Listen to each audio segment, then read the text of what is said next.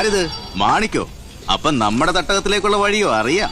തട്ടയത്തിലോട്ടും തട്ടുംപുറത്തിലോട്ടും ഒക്കെ ആയിട്ട് വഴികളത്ര കിടക്കണം മച്ചു ഈ ഉലകത്തില്. നിന്നാണെന്നാ ഉള്ള പറയാല്ലേ, നീ പുലിയാണ് കേട്ടാ. വൻ പുലികൾ വന്ന് വാഴുന്ന കാട്ടിലൊരു നരിയെങ്കിലും ആവാതെ പറ്റില്ലല്ലോ അണ്ണാ.